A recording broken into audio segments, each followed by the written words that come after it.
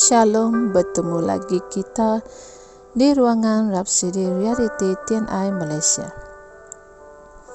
Pada pagi ini kita akan mendengarkan firman Tuhan dari Pastor Chris yang bertajuk Memahami Kerohanian Hidup.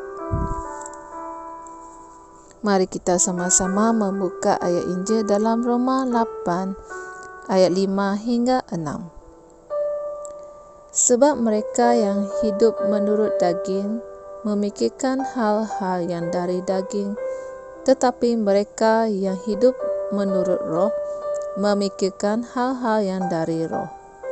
Kerana pemikiran daging adalah maut, tetapi pemikiran rohani adalah hidup dan damai sejahtera. Saudara-saudari terkasih, Tuhan Yesus mempunyai kerohanian yang sangat nyata. Dia tersangatlah rohani. Misalnya dalam Matius 16 ayat 17, ketika dia menjawab jawapan Petrus bagi pertanyaan yang dia telah tanyakan, dia menangani jawapan Petrus itu dengan sifat kerohanian. Yesus telah bertanyakan kepada murid-muridnya, "Tetapi apa katamu? Siapakah aku ini?" Petrus menjawab dengan betul dan Yesus menjawab, "Berbahagialah engkau Simon anak Yunus, kerana bukan manusia yang menyatakan itu kepadamu, melainkan Bapa-Ku yang di syurga."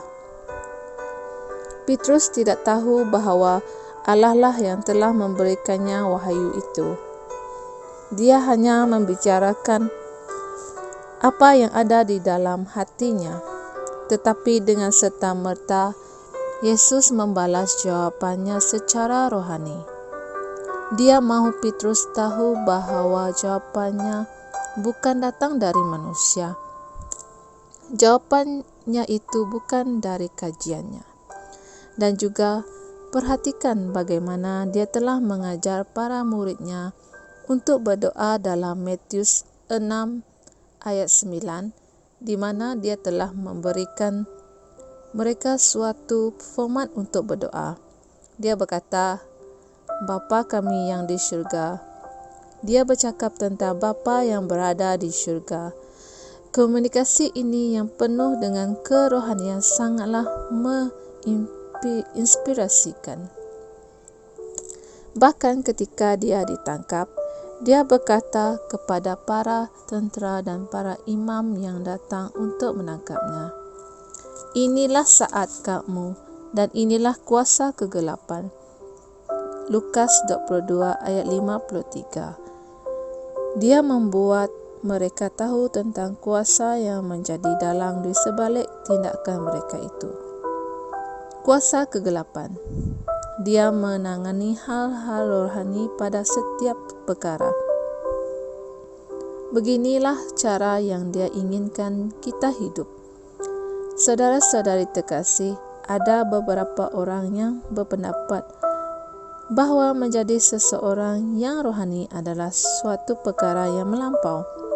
Tetapi untuk hidup atau melakukan perkara-perkara dengan cara lain bererti maut.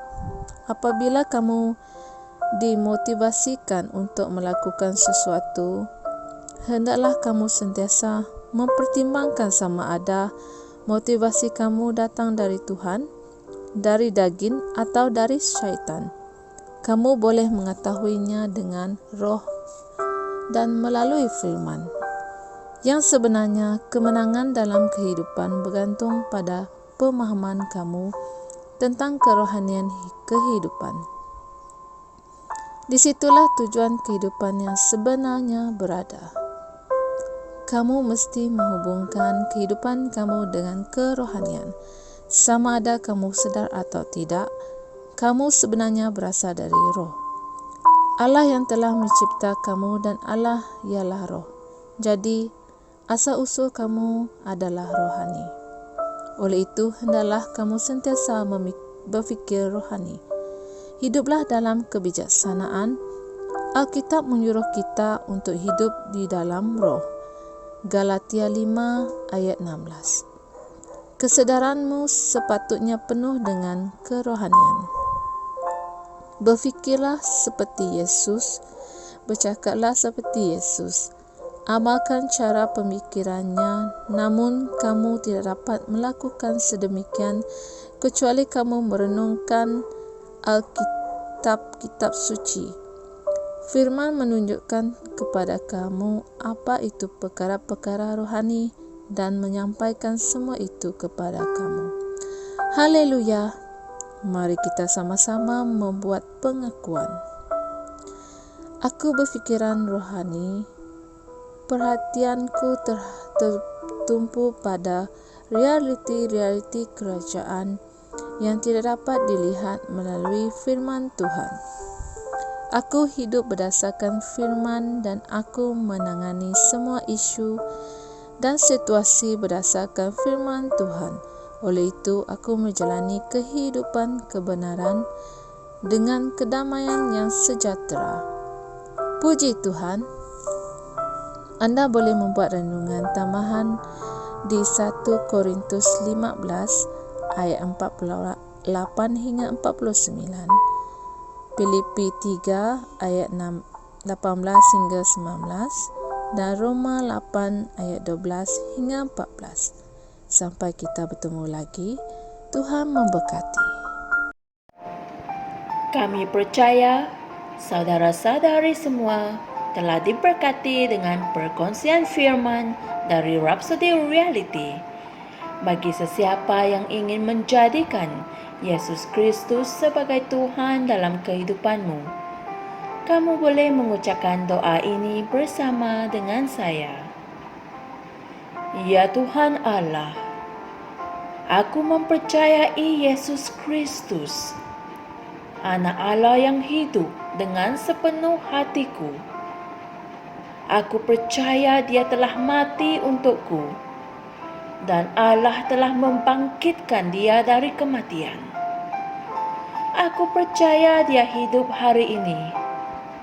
Aku mengaku dengan mulutku bahwa Yesus Kristus adalah Tuhan dalam hidupku mulai dari hari ini.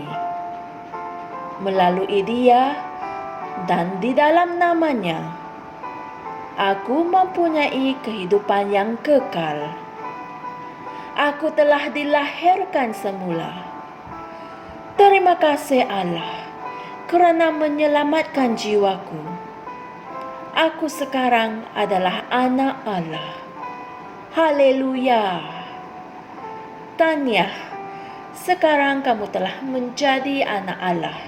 Untuk apa-apa sebarang pertanyaan atau untuk mendapatkan lebih banyak maklumat mengenai bagaimana untuk bertumbuh sebagai seorang Kristian, anda semua boleh hantar mesej di akaun Facebook kami atau email kami di tni.msia@gmail.com. Sekali lagi, tni.msia@gmail.com. Tuhan berkati Anda semua.